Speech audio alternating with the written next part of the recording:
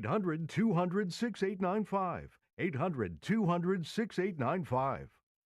The IRS, the world's most aggressive collection agency. They can seize your property, bank account, and garnish your wages. They cause sleepless nights for millions of Americans. Don't be one of them. If you owe $10,000 or more to the IRS or state, get protected today. Call 800-242-3186. Coast One Tax Group, protecting your bank, home, and your sleep since 2008. With hundreds of 5-star reviews and an A+ on the Better Business Bureau. Call Coast One Tax Group, 800-242-3186. Stanley from New York owed $93,000. The IRS placed a levy on his bank account. Coast One released the levy and settled with the IRS for $2,000. Mark in Michigan owed $225,000. After Coast One stepped in, Mark walked away paying less than $1,500. Call Coast One now. A 10-minute call can save you up to 93% on your back taxes. Get your fresh start today. That's 800-242-3186. Sponsored by Coast One Financial Group.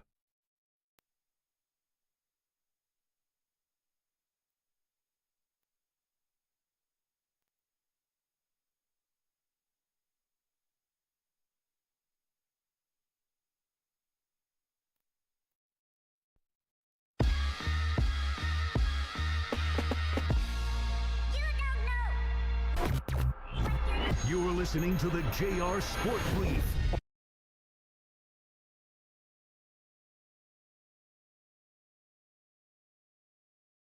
I'm coming to you live from Atlanta, Georgia. Much love and many thanks to everybody tuned in and locked in all over North America. This is where I'm going to be. This is where we'll be for the next 4 hours. This is when the show gets started, 6 p.m. Eastern, 3 Pacific. I'm in Atlanta, Georgia. Super producer and host Ryan Hickey is in New York City. And I'm glad that you're here. I really am.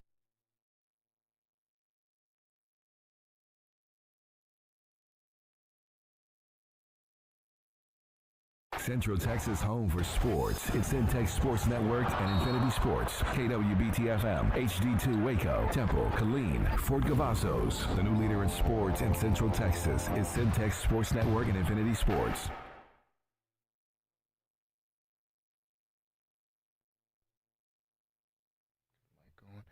Hello, everybody. What's going on? Welcome back into Centex Primetime. I am your host, Jalen Gillis, and we are here on a Wednesday as we're about halfway through the week here, folks, and looking forward to some great football once again this weekend.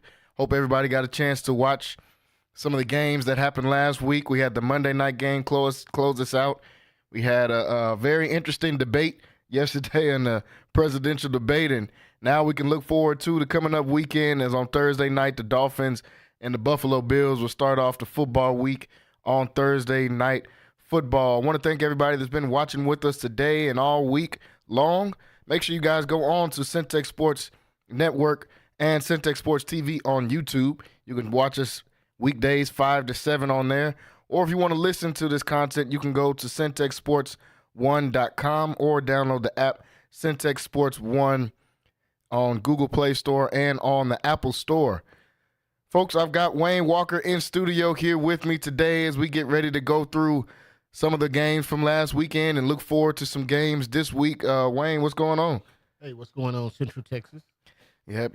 Just getting ready for these games coming up this weekend. And like we said, got a lot of football that we got to watch this last week with high school, with college, and with NFL football. We'll talk some NFL, and later in this hour and in hour number 2, we'll dive into some high school football. Also, we'll get a chance to touch on some college football as well. So the NFL started this past weekend.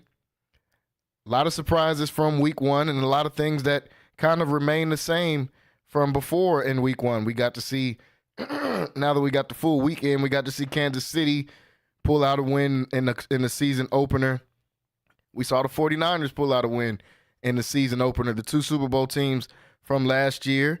And we got to see some teams get back on track from where they left off last year, like a Detroit Lions and like a Philadelphia Eagles. When you talk about the first half of their season, the Miami Dolphins got to get back into the win column.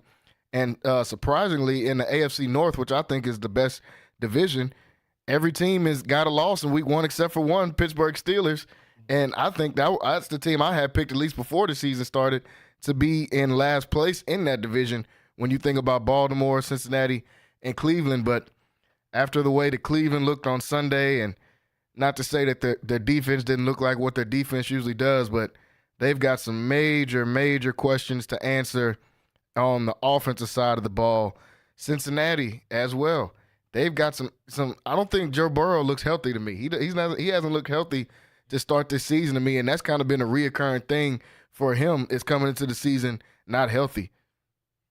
Yes, over the last few years, Joe Burrow has come in and his start has always been slow. He's a slow starter, but then at the end of the season, he kind of picks it up.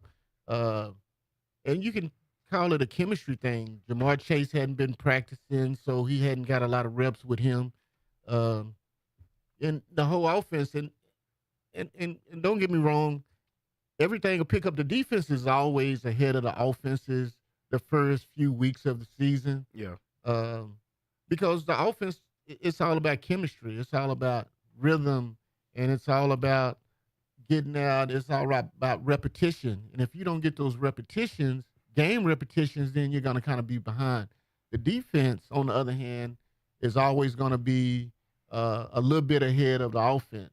Yeah. But I think Joe will be okay. He hadn't got a lot of reps with Jamar. And their offense hadn't played a lot during the preseason. So just look for those things to kind of pick up during the season. Yeah, like we were kind of talking yesterday on the show, and Rocky was up here. He was saying a lot of these teams don't play their guys in preseason. Right. So really this first couple of weeks is almost like a preseason game for a lot of these teams because none of them play in the preseason. Right, exactly. You went from 4 preseason games to 2. Yeah. So you don't want to take a chance of getting your guys hurt. So what do? Maybe even Patrick Mahomes, I think he may have played 2 series during the whole preseason. So you don't get a lot of game repetition. You just kind of practicing. So the defenses are always ahead. And these are their preseason games. So they're trying to get acclimated to game speed, game shape, because you have to be in some shape. Then when you go after that first game, man, you're breathing hard because you're not used to going out and playing 65 to 80 plays. Yeah. So it's tough, and you're not coming off the field. Your roster is 53, and if you're a starter, you're going to start and you're going to play the whole game mostly. Yeah, I think that being in shape is definitely a big one. When we saw that kind of with guys like Jamar Chase, who didn't get much action or didn't get much work in that first game, or Brandon Ayuk, who kind of looked a little bit out of shape when they played on Monday night for the 49ers. Aaron Rodgers didn't look to be in just the best of football shape as he came out with the Jets as well. So you're seeing these different guys around the league, and that preseason, I mean, they might have to go back and take a look at that. Maybe it was something to all the guys in your era playing preseason. Maybe it wasn't just for fun. Maybe there's something to it. Yeah, because what usually happens, or what used to happen, was you would play the first few preseason games, the first 2, and then the last 2 you wouldn't play. But then you did get some kind of game. You could get in some type of game shape. Now you can't get in game shape because guys are not playing at all. So game shape is real. And I mean, when I say real, it's real, because you gasping for air, man. And you giving it 100%. But it's nothing compared to practice. Is nothing compared to game, because all your adrenaline is flowing and you're putting everything on the line. So game shape is real. Yeah, and that's been proven true here in this week 1. So, like I said, a lot of different surprises, but a lot of things stayed the same. We saw the Dallas Cowboys come out and get a win like they usually do in their season opener, and they played against, a pretty horrible offense in what the Cleveland Browns, the product that the Cleveland Browns put up there. I was thinking the other day, I was talking to some of my friends and thinking, man, when is the last time we've seen a quarterback have this type of drop-off that we've seen from somebody like Deshaun Watson, who was, when he was playing for my team, the Houston Texans, arguably a top 5 quarterback in the league. We had a 24-point lead on the eventual Super Bowl champion Kansas City Chiefs in a divisional playoff game, second round of the playoffs. This was a dude that made amazing plays, and man, since he's been in Cleveland, it hasn't looked like Deshaun Watson of old. I don't think once. I think he had one decent game last year against Baltimore before he got hurt, where he went like 13 for 13 in the first half and then got hurt. But since then, I mean, this dude has not looked anywhere near the same at all. Well, it seems like his legal troubles are catching up with him again. Yeah. Yep. And when you play football, you have to give it 100%. And I'm just talking about mental and physical. Yeah. And you can't just take off for 2 years and then come back and think you're going to be where you were 2 years before that, prior to that. So he's got his guaranteed contract. That's all I can say. But this is going to be a make it or break it year for Deshaun. Mm-hmm. They paid him too much money for him to look Way like too he much. is, and he's been a failure so far in Cleveland. Their offense had no momentum. No. It just looked dead, and so their defense is going to be okay, but their offense with the three and outs, and this guy not being able to throw down the field, it's going to be a problem for them this year. Yeah, and he was just missing guys. A lot of times he was just missing people. I know their line played really bad, and we'll talk a little bit about the game, but he just didn't look right at all. But just think about this, Jalen. Mm-hmm. They let Joe Flacco led them to the playoffs last year. And so, you know, he was the one winning for him. So Deshaun Watson has nothing right now because Joe Flacco won 8 games with them last year and led them to the playoffs. Mm-hmm. So, I mean, it's off the couch. I think he was at home too. Yeah, he was at home. He was off the couch and was able to win that game with them. And I'll get your opinion on this Dallas Cowboys game because we got a chance to talk about it a little bit yesterday as well. We got PJ joining in with us as well, folks. He's calling in with us. PJ, can you hear me over there? Oh, yeah, I can hear you. Yeah. So neither one of y'all were on the show yesterday, and yesterday I got to ask Rocky and Kyrell the question. As we saw the game on Sunday, 33-17 win for the Dallas Cowboys. They dominated pretty much from start to finish in that game. Was this more of really good Cowboys, or was this just bad Cleveland Browns? I mean, it was kind of a toss-up of a mix in my eyes. They did look good. I think Micah looked really good out there, especially with a line like the Browns that wasn't able to block anybody. But man, Deshaun Watson looked so bad on offense. It was almost hard for me to say, man, look how good the Cowboys look. And Wayne, I'll let you go. And what do you think about that? Is this more of the Browns being just a bad offense or Cowboys being good? Well, I'm like you, Jalen. I think it was a kind of a mixture. Mm-hmm. I think it was both. The Dallas offense looked great. Dax played up to par. Mm-hmm. The Cleveland defense was under pressure all day because like 3 and S, and like I say, your first game, man, you're not really in game shape, and you have a offense that's attacking you, and they get to come back out, and they're fresh and they're ready to go. Mm-hmm. And Dallas, you got to give them credit too. They played all 3 phases of the game. You know, their special teams, their kicker. Their offense was legit, and their defense played pretty good as well. They got some picks. They got some turnovers.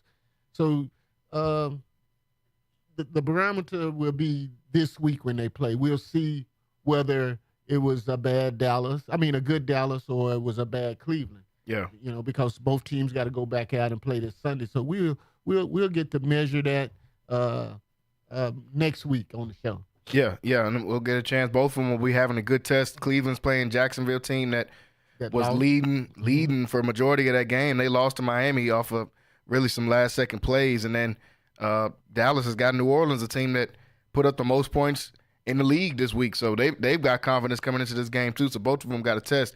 PJ, what do you think about this, man? Is this more of good Cowboys, or was this just really, really bad Cleveland? I'm going to go ahead and kind of agree. I feel like that it was kind of both. It go, kind of a little bit of both ways. Like I said, I feel like Cleveland, they have one of the deepest rosters in the league. They just haven't really put it all together yet. But I still do believe that eventually they will. Sometime in the season, they'll probably put it together. But for now, they're still trying to figure their way. With the Cowboys, I mean, they look like they were supposed to look. You know what I mean? They look like what I was hoping that they would look like. So I do believe that they are, playing up to be one of the, top teams in the NFC like they were year in, year out. But I do think that some of it does have to do with, Cleveland just not really being that good. But I don't think, you see, when people say that, I start thinking people are saying, like, Cleveland is just one of those teams that are just, like they're trash. Like, I don't think for a second that they're like the Arizona Cardinals or anything. You know what I mean? I feel like they have a way better team, and that defense for Cleveland is going to always be good. Yeah. So the way that our offense looked up against that defense, it gave me hope, and it showed me that I feel like that the Cowboys, they're doing pretty good right now.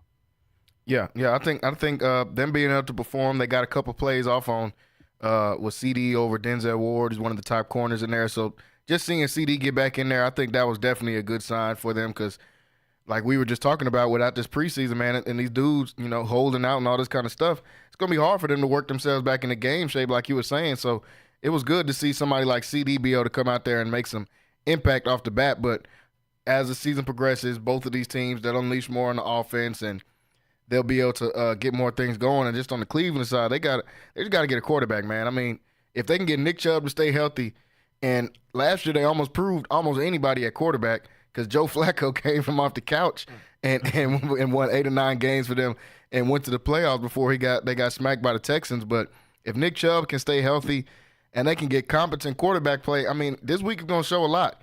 Deshaun Watson can go out here and play good against a Jacksonville defense that isn't all that. It's time to bring in Jameis Winston in my eyes. I think they got Jameis Winston in free agency for a reason. They wanted a good backup because they knew that Deshaun Watson is just an ultimate question mark. There's always going to be something with him, whether it's legal troubles, whether it's injuries like last year. So if he don't play good this Sunday, it might be time to kind of throw Jameis Winston in there. Exactly. You thinking Cleveland, like PJ said, they're not trash. They were a playoff team. Yeah. They played at a high level last year, and their defense was one of the They top. were number one in the league last year. Number one in the whole league. So the defense is going to be okay, but you can't rely on the defense if the offense is going in and they can't drive the ball down the field. I mean, it's 3 and out, and you're going right back out. That means you're playing the whole game. So you have to be able to run the ball. You have to take some pressure off the defense. Yeah. Because if you can't do that with your offense, then it's going to be a long season. Then the defense can't be lights out because they're going to be tired. They're going to be gassed the whole game. Yeah. I think that was one of the things that helped their defense last year was them being able to have ball control. They didn't turn it over a lot. When Flacco got in there, they were able to control the clock, running the ball. It's the West Coast scheme with Kevin Stefanski's running there, so he wants to be able to run the ball and set up the play action to be able to hit big plays down the field. That's what they're built on doing. But when they get behind the sticks and their defense has to stay on the field a lot, it's tough to be able to try to run that scheme and get anything going with that. So we'll see how they'll look. Like I said, this weekend they've got Jacksonville. Also this weekend, Dallas Cowboys will be playing New Orleans. And that game is going to be right here on 94.5 Magic FM, the flagship station for the Dallas Cowboys here in the Central Texas area. So make sure you guys are getting ready for that game to be able to tune into that game against New Orleans. That'll be a big one in the Cowboys season opener. Well, folks, like we said, a lot of games this weekend, and as we got a chance to get the full slate of games in, and you look at the standings, and, week one doesn't tell a lot, and it's hard to go off of week one, but we want to try to look out and forecast for some of these teams of who we think are some of the best teams in these conferences. You got the best teams in the NFC, best teams in the AFC, and after week one, it looks slightly similar to last year as far as who would be the top teams. Obviously, the NFC, San Francisco probably looked the best out of anybody looked in week one and just really handling the Jets without their best player out there. Christian McCaffrey didn't play, was a late scratch 90 minutes before the game. Jordan Mason was able to come in and get 150 yards with their third-string running back. So when you're able to get offensive production like that, I mean, Kyle Shanahan, I think, is the best play caller in the league, and he just continues to prove it over and over. Dallas looked good, like we just talked about as well. And Philadelphia looked good. They played against a good Packers team, and the Packers took a big loss with losing Jordan Love at the end of that game on the last play of the game to an injury. I think he'll be out for almost 6 weeks, 6 to 8 weeks. So that's going to hurt them as they were one of the teams looking to be towards that top in these standings. But the Detroit Lions looked good. They played a really good Rams team that I think doesn't get a lot of credit, enough credit. At least the Rams, I think, are going to be a good football team, and Detroit was able to win that one in overtime. So I think those are some of the top teams in that NFC. And then when you look at the AFC, you obviously have to put the Chiefs at the very top. Two-time champs, looking for a three-peat. There's not much you can argue with that. Miami looked good in week 1. Buffalo didn't look good at the beginning, but Josh Allen kind of started putting his superhero cape on and towards the end and just willing his way towards a win as they were able to squeak out a win against the Arizona Cardinals. And the Houston Texans look good. My team, they look good on Sunday. We played against a really scrappy team in the Indianapolis Colts and Anthony Richardson, who's just a stud, honestly. I mean, probably one of a top 3 athlete in the league when you think about his throwing ability and then how strong he is running the ball as well. Seeing a physical run from him towards the end of that goal line.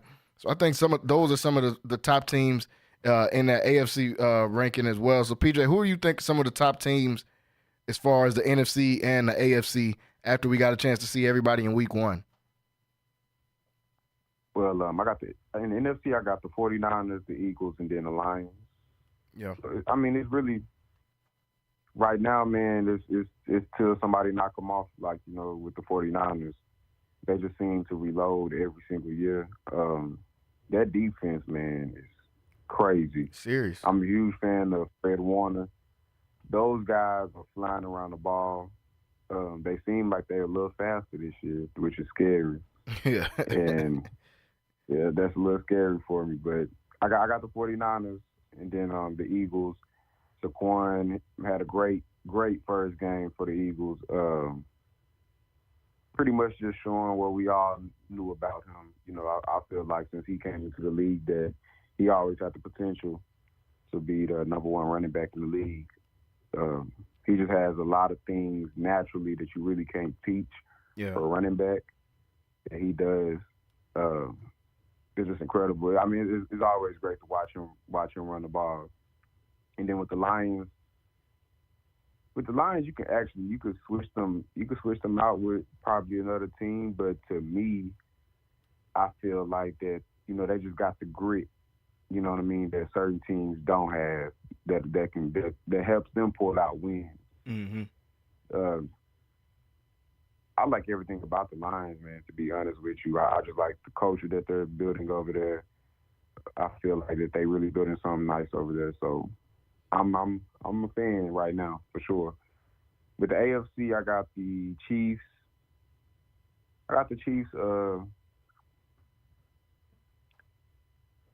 I mean, it's like I want to keep the Ravens in it, bro. Yeah. You have to. Yeah. Even after losing week 1, yeah, you have to. Yeah, you got to keep the Ravens in there, man. It's really not too much that they have to do. Like, they only got like a small little change. To me personally, I don't like how the offense is run. I don't understand some of the plays that the OC was calling. It really literally looked just like how they lost in the playoffs. So I was kind of irritated with that. But honestly, you make some changes right there, man. They win that game. Yeah. So you got to keep them in there. Even, I mean, they lost against the Chiefs. They lost against Mahomes. There's a lot of teams that's going to lose against the Chiefs. Yeah. But it's not a lot of teams. There's not a lot of teams that's going to play them close like the Ravens do, though. Mm-hmm. And that's the thing about it. So you got to have the Ravens in there, and then I wanted to put Miami, man, but I'm just not sold all the way with Tua. When it gets cold, you know what's going to happen. I don't know, man. I like Tyreek Hill, you know, Jalen Waddle. Can't wait to see when OBJ comes back too, how he's gonna fit in that offense. And then I'm a huge fan of A-Chain. Yeah. But I'm just not sold all the way with them in big games. So I'm going to go ahead and go with the Texans third. Yeah. No, I respect that. I'm more sold on the Texans than I am on the Miami Dolphins. No, definitely. And the reason why Go ahead. I'm more sold on the Texans just because of their coach. I don't think their coach will put them in situations that are necessarily like set them up for failure in the game. Yeah. I can't say I trust, the Miami Dolphins, not even just with Tua, but even with their coach. You know what I mean? Just certain decisions in big games, like playoff games, I would ride with the Texans before I would the Dolphins. So, yeah, I got the Texans. Yeah, and I'm agreeing. I mean, D'Amico Ryans, he showed a lot in being a rookie coach with a rookie quarterback his first year. So he definitely proved a lot. Obviously, to me, I'm a fan, so of course he proved a lot to me. But still, to the entire league, he proved a lot in how he's running this organization, and their front office did a great job of putting more pieces around him this summer. Wayne, when you look at some of these teams, man, just who do you think are some of these leaders right now in these conferences after week one, even though it is just week one? Well, I'm going to kind of piggyback off of what you and PJ said. Mm-hmm. San Francisco looked great. They look like they already in top form right now, especially with their defense flying around like they were. But when you have a team that's had the same guys on the same unit for the last 2-3 years, you're going to get that out of them. And they lost probably with one of their top 2-3 best players not even playing. Yeah. So they look great. Philadelphia, they look pretty good. Green Bay was good. Dallas was good.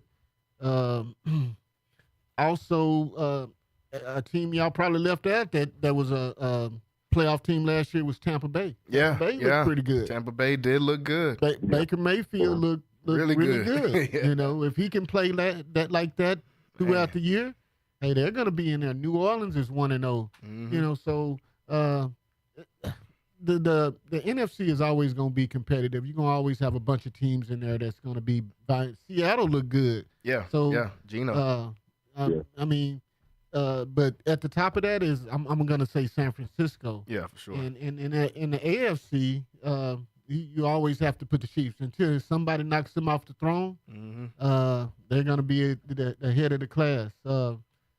I'm like y'all with Miami. Miami looks good, but man, when you go, they can only win at home and in domes and hot weather places.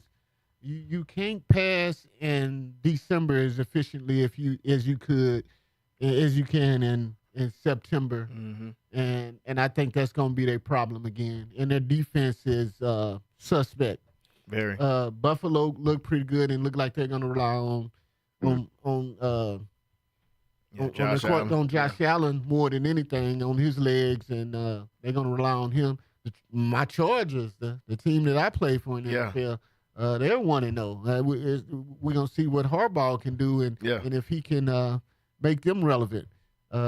Baltimore, like you said, they're going to be right there.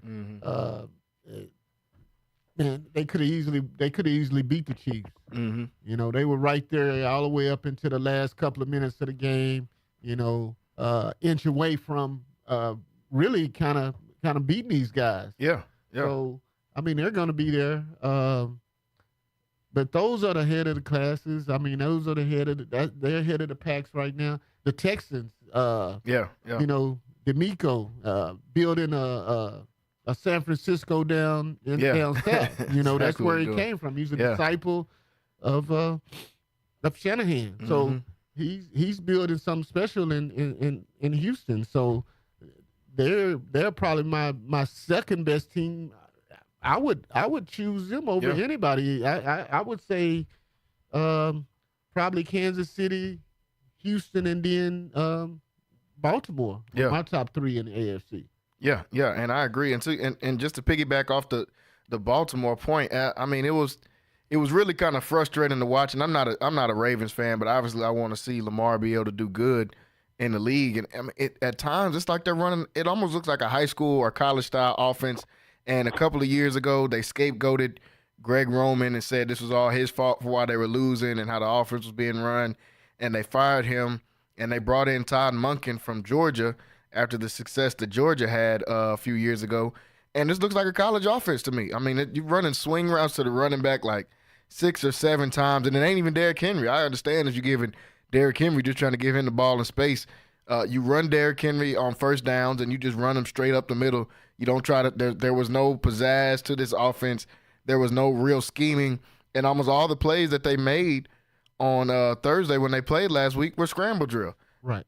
They're very predictable. Yeah. And Lamar missed some passes too. Yeah, he did. So, it's the first week. They'll be okay. Mm-hmm. They'll get back to what makes them Baltimore. You have to, and the reason you bring in a Derrick Henry is because you want to run the ball. Mm-hmm. And the scheme was supposed to be Derrick Henry combined with Lamar Jackson, and it hadn't been that yet. Yeah. We hadn't seen that yet. They got 2 great tight ends, Likely and Andrews. Yeah.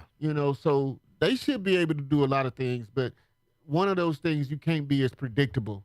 You have to add as when I was in NFL, you say we can't look vanilla, so you have to put some strawberries, some chocolate in it, a little bit of caramel, So you have to add everything into it, and you have to put it all in the mix.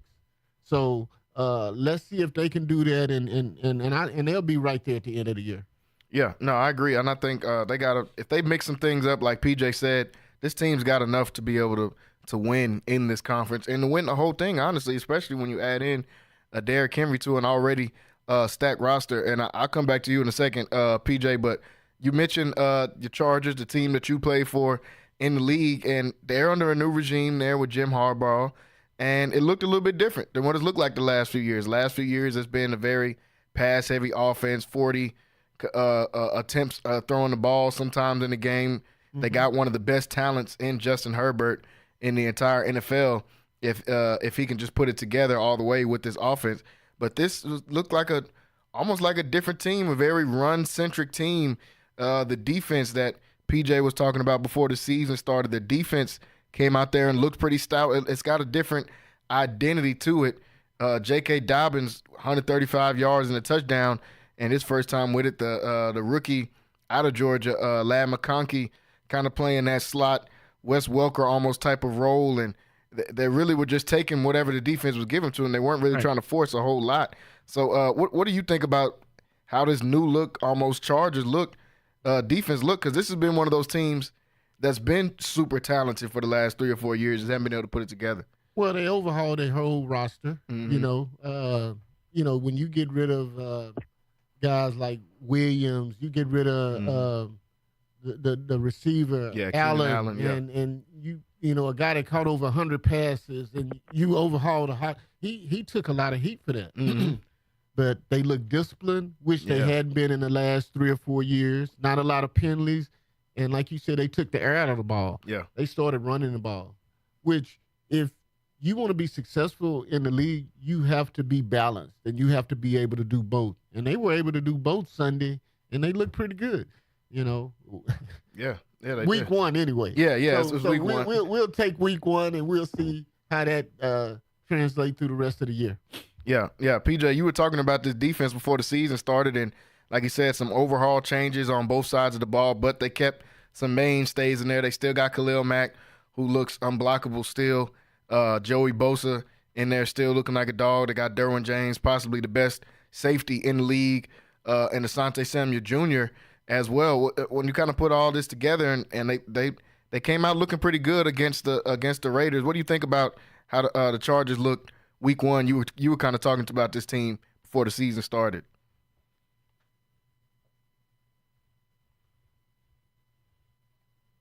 Yeah, I've seen some of the changes that they have been making. And honestly, man, I've been watching them for the last few years. I was really a fan of whenever they picked up Asante Samuel Jr. out the draft. Mm-hmm. I was a fan of his dad, and then I was a fan of his, of Junior. Just watching them all the way back to whenever he was in high school, So, man, it was just something about it, man. I've just been watching them, and I'm like, man, their defense is going to be crazy once the season starts. And what I've seen against the Raiders, honestly, it really didn't surprise me.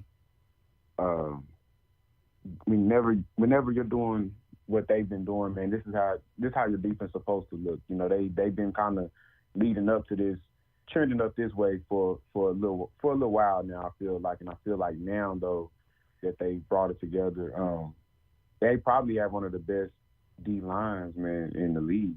Yeah. It's not really too many other teams that you can put their D line up against their D line and say it's better. And now whenever you have a secondary that is just as good as your D line, you're able to do so much. You know, you're able to do so much. When those big guys don't really have to worry about the second level and the third level having plays, you know, made on them, that allows them to pin their ears back and just go straight after the quarterback. You know what I mean? So I'm watching. I feel like they're going to get even better. I know it's only week one and everything. It's not too much we can really just work off of right now. But I really do think as a season that this defense is going to be even better. They might end up being one of the best defenses in the league this season. Yeah, and led by, like you said, a Bosa and a Mack down there on the line. There's not too many people that's going to have two pass rushers better than that. Those are two of the best in the league, and Khalil Mack is getting up there in age, but he's still looking fresh like he's done the last few years whenever he's healthy out there. I got to shout out Go ahead. I got to shout out Denzel Perryman too. Yeah, the linebacker. Denzel Perryman, I got to shout him out too because he played a really good game too. Yeah, he was on my Texans the last couple of years as well. So yeah, I'm familiar with Perryman on there as well. So when you think about those teams, and like you said, a lot of these teams is week one. It's hard to kind of get a gauge on them. So we'll see as we get ready for this weekend's slate of games, who's going to take that next step and what team is going to propel themselves up. Some of these week one teams that started out 1-0, they're not going to stay undefeated after this. They're going to come back down to reality a little bit, and multiple 1-0 teams matching up against each other. So we'll see how these teams are able to match up as the weekend progresses. Folks, we're going to take a quick break, and when we come back, we're going to talk a little bit more about some of these teams here and what we saw in week one, and we're going to preview some of these games in week two as well. So stay right here, folks. You're watching Centex Primetime right here on Infinity Sports Radio, Central Texas, and on Centex Sports Network. We'll be right back after this. Are you looking for something new and unforgettable in Waco? Come to the Blasian Asian, where authentic Cambodian flavors meet creative culinary flair. Voted People's Choice as Waco's #1 Asian restaurant since 2019 by both the Wacoan Magazine and the Waco Tribune Herald. Located inside the popular Union Hall on 8th and Franklin, we're serving up family recipes with a twist. Blasian Asian egg rolls are rolled fresh daily, and their sauces or marinades are made in-house with love. Stop by today. Located inside the popular Union Hall on 8th and Franklin. And for Baylor students, enjoy 10% off with your student ID. Central Texas home for sports. It's Centex Sports Network and Infinity Sports. Catch all your in-depth sports analysis with the best. The hottest sports show in the evening is Centex Primetime, hosted by Jalen Gillis. Act like y'all. Weekdays 5 to 7. This is the Central Texas #1 leader in sports. Centex Sports Network. That's right, sports fans. We can talk about sports. And Infinity Sports. It's the family feels for me. The banana pudding peach cobbler make you want to holler for me. It's the candy yams, mac and cheese, beef tips, pork tips and rice, collard greens. It's the sweet potato pie, sweetie. Fried chicken you've been missing, the lemon sweet tea dressing on Sundays when you all dressed up. Chest pie, buttermilk, and pound cake. Cornbread with butter just dripping, always fresh baked. If you need Southern style, soul food, home cooked meals that you can feel. Chicken and dumplings, chicken pot pie. 719 South 11th Street. Sassy's, come on by. Central Texas home for sports. It's Centex Sports Network and Infinity Sports. Catch all your in-depth sports analysis with the best. The hottest sports show in the evening is Centex Primetime, hosted by Jalen Gillis. Act like y'all. Weekdays 5 to 7. This is the Central Texas #1 leader in sports. Centex Sports Network. That's right, sports fans. We can talk about sports. And Infinity Sports. Central Texas home for sports. It's Centex Sports Network and Infinity Sports. KWBT-FM, HD2 Waco, Temple, Killeen, Fort Cavazos. The new leader in sports in Central Texas is Centex Sports Network and Infinity Sports. Hello and welcome back into Centex Primetime here on Infinity Sports Radio and on Centex Sports Network. Jalen Gillis here, the host, here with Wayne Walker and PJ as well, as we get ready to dive through some more of these games here in Central Texas. And you were hearing the sounds of Frankie Beverly and Mays right there. Definitely want to say rest in peace to one of the greatest to ever do it, Mr. Frankie Beverly. He was passed away early this morning, and definitely want to send our condolences to the family as well. Folks, got to preview some football from this last weekend, and we'll preview some of these upcoming games for this weekend in the NFL. But before we do, just wanted to get you guys' opinion on this. We kind of talked about it a little bit yesterday when I was on with Rocky and with Kyrell as well, just talking about the quarterback play in week one and the quarterback play just at the current state right now in the NFL. And we were kind of thinking, or Kyrell was saying how it doesn't really feel the same with some of these quarterbacks, how it did even just, 10, 15 years ago with a Tom Brady in the league, a Peyton Manning in the league, a Drew Brees in the league. You had these legends playing all at one time. And I seen a stat online that was just from 3 years ago. In week one in 2021, quarterbacks threw 61 touchdowns in the week one season opener. That was just 3 years ago in 2021. And in this year, week one on Sunday, quarterbacks only threw 35 touchdowns.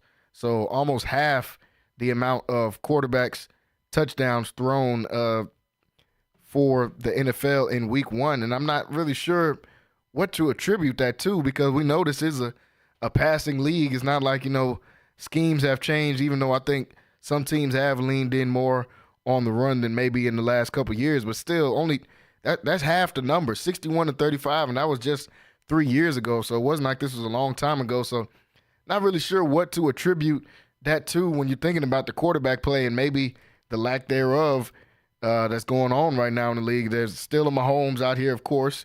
There's still a Josh Allen and guys like that, but it seems to just be a little bit short right now, at least after week one here in the NFL. Wayne, what do you think about this, man, and this quarterback stuff that's going on right now in the league, and I guess the lack of touchdown passes that we saw in week one? Well, as I mentioned before, the defenses are always going to be ahead of the offense the first few games. But that's a big drop-off. You're talking about almost 30-something touchdowns.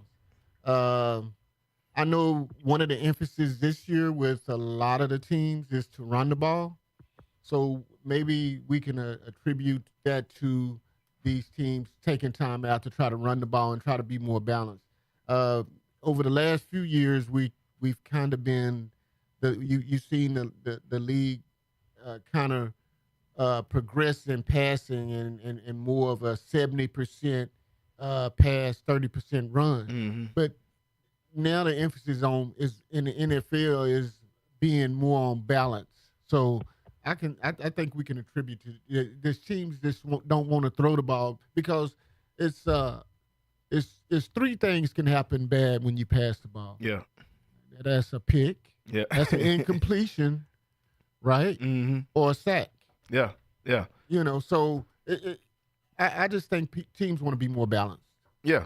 And like you said, a lot less variables whenever you're running the ball. Right. It's really, you're going to get yards, you'll get hit in the backfield, or it's going to be a fumble. But most of the time, you're going to get something out of a run. A lot less things can happen whenever you run the ball than as opposed to throwing it. So maybe some teams are coming into week one and thinking like that. PJ, what do you think about this week one, man? And like you said, the stat dropping off almost 30 touchdowns from just a few years ago to right now.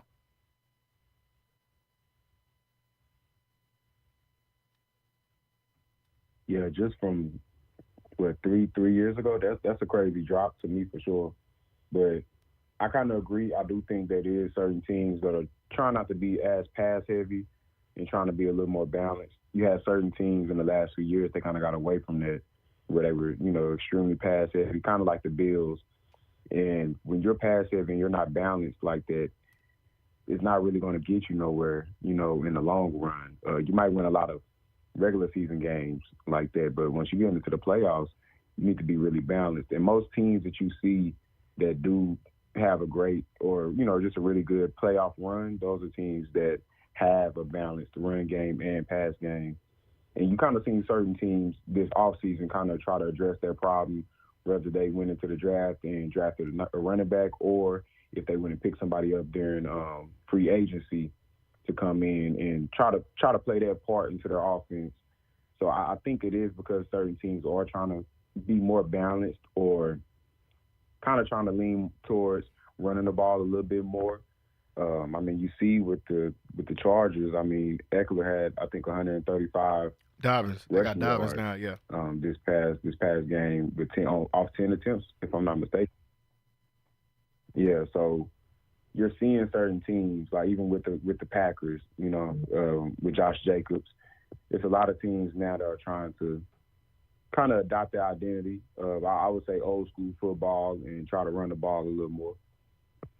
Yeah, and I agree. Just like Wayne was saying, I think it's just less that can go wrong when you're putting the ball on the ground as opposed to throwing the ball. And we'll see as the season progresses if this is a thing that maybe NFL coaches are trying to adopt, or is this just a product of it being week one and teams not being as comfortable within their offense yet. There was, while we're talking about quarterbacks, a quarterback I wanted to ask you guys about, just rookie debut for highly touted Caleb Williams. Came out there with the Bears. They were able to get a win, but it really didn't have much to do with him at all, as their defense was the reason why they were able to get that win. I think they threw a pick six at the end of the game. They blocked a punt as well, so their defense really stepped up in a huge way. The offense didn't score a touchdown at all in the game. So Caleb Williams only had 93 yards as they got a 24-17 win over the Titans. And Will Levis, pretty much handed them the game at the end of that. But, I know it's early for him, and he's a rookie, obviously, so rookies are going to go through growing pains. But there was a lot of expectations coming into this season for him, especially with the Bears building probably the best wide receiver core I've seen for a rookie quarterback in a long time, if not ever. When you talk about just a number one pick coming in, usually that they struggle because there's not many guys out there, but they went and got him one of the top receivers at the draft. They had DJ Moore already, and then they go to the Chargers and go get a Keenan Allen. So they built a lot around him already. DeAndre Swift as well, they got from the Eagles to be their running back. So there's a lot around him.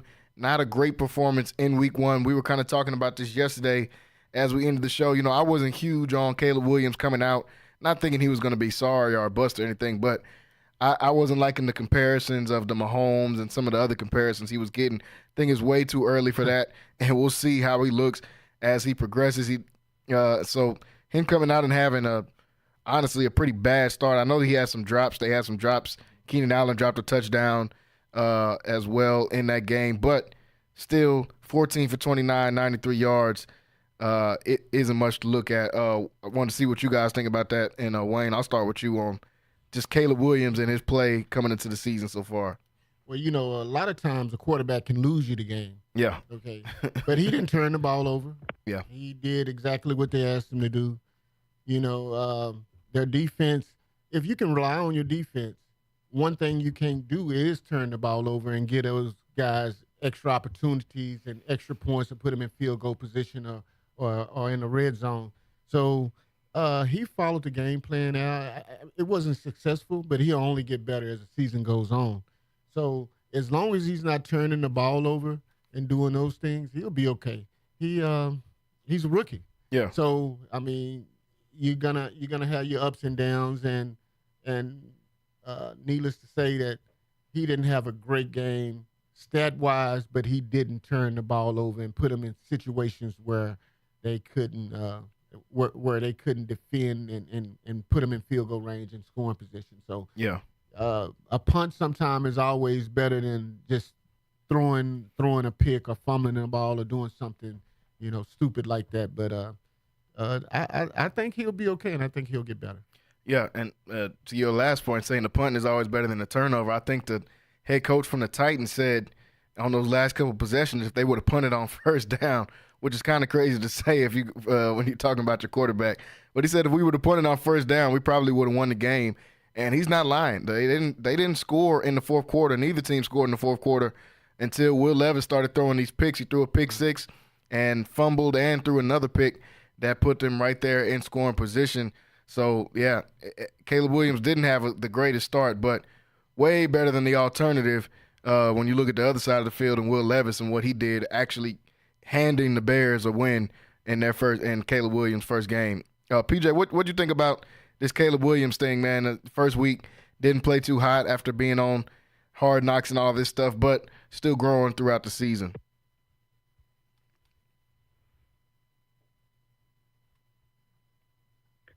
I'm still sold. I still think that the Bears eventually they're going to be a good team. I really like the makeup of their team, how they built the team, and I think that he fits into it. It's kind of like what I tell people a lot of times. They tend to forget, these guys are still young. He's a rookie, so you can't really expect for the guy to come out and throw for 300 yards, not even 200 yards maybe, you know what I mean, in the game. He's still kind of learning the speed of the NFL. It's drastically different sometimes for players, to have to get, acquainted with that speed. And Sundays are different, in the regular season than when you're playing in the preseason. So a lot of people were going off of what they seen him do in the preseason, and they're not understanding that whenever you get into the regular season, most snaps you're going to be playing against starters. If not every snap, there's going to be a starter on the other side of the ball. So it's going to be a lot different from whenever you're playing in the preseason. You know what I mean? Because these games, they count. So I think he's going to get better. Like y'all said, he didn't do anything to lose them the game. So to me, I feel like that's great as well. So he's only going to get better, man. I know a lot of people kind of seen the 14 for 29, 93 yards, but he'll get a lot better. I think I can even say I think this week you will see some changes. You'll see him kind of getting better even this week.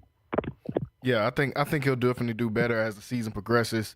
They got a lot of talent around him, so he'll look good. And before we go into our break before the top of the hour, one other quarterback I wanted to ask about, and that's the guy that seems to have the best agent in the NFL, and Kirk Cousins, somehow consistently getting money out of these teams and got an $180 million contract to come to Atlanta. And in his week one start, I don't know if we would attribute that to him just not being healthy all the way or what it is, but they did not look good at all as they dropped a game to a Steelers team who didn't even know was going to start at quarterback in week one. They had Russell starting, but he's not healthy. Justin Fields came in and did his thing. But Kirk Cousins did not look good really at all on this very talented Atlanta team that's been talented over the last few years. They just didn't have a quarterback. So they pay a guy to come in at quarterback, 155 yards, 16 for 25, 1 touchdown, 2 picks, 28 QBR. They've got Bijan. They've got Kyle Pitts. They got Drake London. They got Darnell Mooney from the Bears. They've got talent on this team, on this Atlanta team. They made a lot of changes on the defensive side of the ball, and I think their defense has a chance to be pretty decent as we go throughout the season. But Kirk Cousins, I mean, I said I wasn't sold on Caleb Williams. I've never been sold on Kirk Cousins. I shout out to his agent for getting the money out of these teams that he's been getting over the last 5, 6, 7 years. But man, I mean, after a while, he is who he is. Kirk Cousins, I think we've seen enough film on him to know he is who he is. I know he's not going to play this bad every week, but after his start in week one, what does it say for Atlanta? They got a lot of flack for picking Michael Penix in the top 10. He played good in the preseason. There was kind of some questions circulating there, but obviously Kirk Cousins started. You get somebody $180 million, really don't matter what they look like. He's going to be the starter at least for the beginning of the season. So Kirk didn't look too hot in that start, man. And PJ, I'll start with you. And what did you think about this start with Kirk Cousins, man?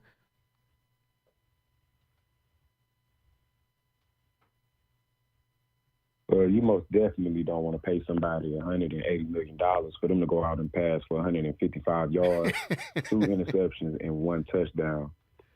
It's kind of like I said 2 days ago. If Ray McCloud is your leading receiver, you're going to lose every game.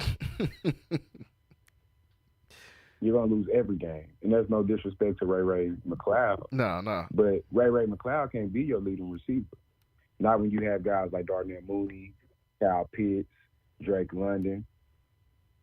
You even got Bijan Robinson, who was one of the best backs in I would say one of the best backs in the last probably 5 years to come out of college, who can actually go out, for a pass as a running back. Has soft hands, can run probably the entire route tree. You could put him out wide. He can run a really good route like a receiver. Yeah. So you have weapons on this offense that can allow for you to score way more than just 10 points. But these teams, they're going to I don't know when they're going to learn giving these quarterbacks all this money. Definitely these guys who are in like year 9, year 8, like they're not going to get any better. Whatever they've shown up to this point, that's who they are. So you're spending all this money on these players, on this quarterback, and then for them to go draft, Michael Penix, that didn't make any sense unless you're going to start him in like the next year or 2. Yeah, and I So mean, you kind of they put might. yourself in the hole. I don't really know what Atlanta, what it's going to take for them. Yeah, I don't know what I don't know what they can do, man. I mean, Bijan had 18 attempts for like 68 yards. You still got Tyler Algier as well at running back. It's something that they're going to have to do. They're going to have to figure it out. Kirk Cousins, he's going to have to play a lot better. A lot better. And like I say, Ray McCloud can't be a leading receiver. If that is the case, you're going to lose every game this season. You got to give it to the guys like Kyle Pitt, the guys who's going to make those plays, your superstars. You know what I mean? Definitely when you're playing against teams like the Steelers, who I really personally feel like they're going to be good this year, but they haven't really reached their ceiling yet. So they're still trying to put pieces together. Mm-hmm. You know what I mean? So to go out there and lose is awful. Honestly, it's awful. Definitely, if you're somebody working in their front office for the Atlanta Falcons, that's an awful loss just because of all the things that you did this offseason to make yourself better. Yeah. All the stuff you did, like you said, to put pieces around not only Kirk, but for this whole team, especially bringing in a Judon and Jonathan Simmons, all these guys on the defensive end. Wayne, what did you think about this Kirk Cousins deal in week 1? Well, to be fair to Kirk Cousins, he was under constant pressure. Yeah, he was. And he's a pocket passer. Mm-hmm. So Steelers was at his feet all night. And you can have all the weapons in the world. You can have running backs. You can have receivers. You can have tight ends. You can have all of that. But if you don't have a line that can slow that pass rush down, and you can't run the ball, you can't push the other team off the line of scrimmage, then you're not going to be successful. I don't care who they had at quarterback the other night. They weren't going to be successful because Pittsburgh applied so much pressure to Kirk. And this is another guy that didn't play in the preseason, so this was his first live action pretty much. Yeah. So, man, they were at him. When I say constant pressure, I seen a little of this game, mm-hmm. and they were in his face all night. Yeah. So I don't care who they had. They could have had Michael back there playing quarterback. They could have had anybody playing quarterback. Yeah. But they wasn't going to be successful because they couldn't stop the pass rush.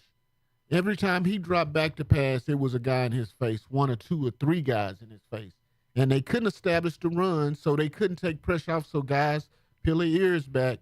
Once you can't penetrate the line and you can't run the ball, then they become pass rushers, and that's what they did. So I have to be fair to Kirk.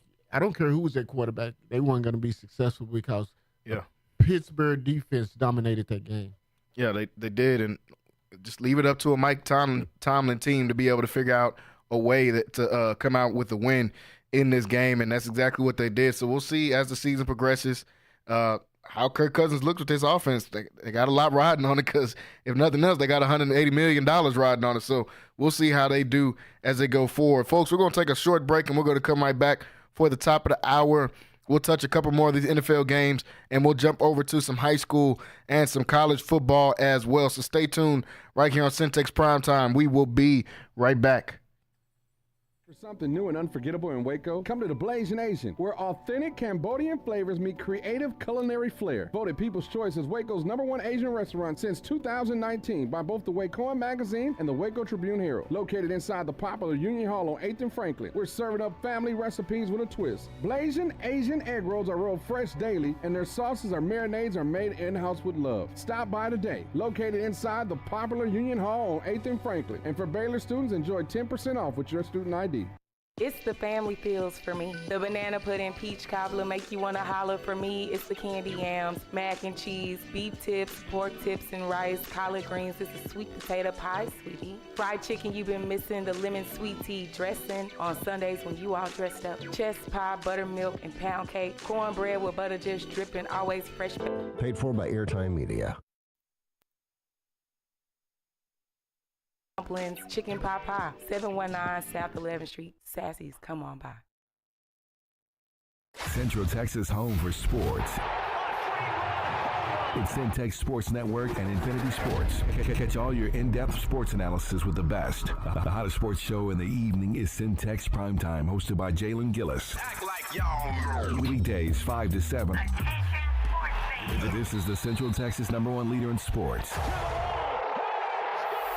Centex Sports Network. That's right, sports fans. We can talk about sports. And Infinity Sports. NSJ Event Co., one of the premier event designers in Central Texas and a Centex Sports Network supporter. Voted Waco Awards Event Planner of the Year 2021, NSJ Event Co. is your go-to source for event planning. Whether it's your next baby shower, birthday bash, wedding, or retirement party, NSJ Event Co. will bring out the elegance, class, and style your event deserves. Call NSJ Event Co. at the number on the screen or scan the QR code to schedule a free consultation. NSJ Event Co., where the party lady takes care of all your event needs. It's the family feels for me. The banana pudding peach cobbler make you want to holler for me. It's the candy yams, mac and cheese, beef tips, pork tips and rice, collard greens. It's a sweet potato pie, sweetie. Fried chicken you've been missing, the lemon sweet tea dressing on Sundays when you all dressed up. Chest pie, buttermilk, and pound cake. Cornbread with butter just dripping, always fresh baked. If you need Southern style, soul food, home cooked meals that you can feel. Chicken and dumplings, chicken pot pie, 719 South 11th Street. Sassy's, come on by. Central Texas home for sports. It's Centex Sports Network and Infinity Sports. KWBT-FM, HD2 Waco, Temple, Killeen, Fort Cavazos. The new leader in sports in Central Texas is Centex Sports Network and Infinity Sports. Hello and welcome back in hour number 2 here of Centex Prime Time.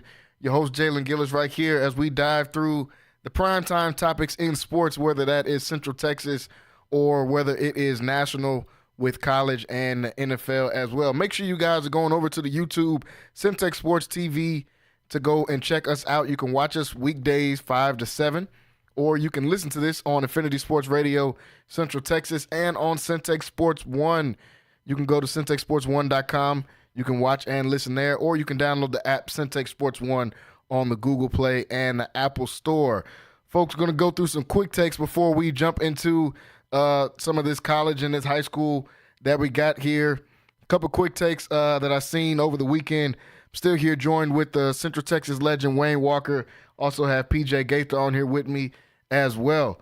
So over the weekend, we all saw how terrible that the Giants looked. And, I mean, possibly, like I said yesterday on the show, I got to apologize to the New England Patriots, who got a win. I thought they were going to be the worst team in the league this year just because I didn't see them make any changes, but their defense is still a decent defense, if nothing else. They came out there and got a win last week, but this Giants team might have to take the spot for possibly the worst team in the league after what we saw.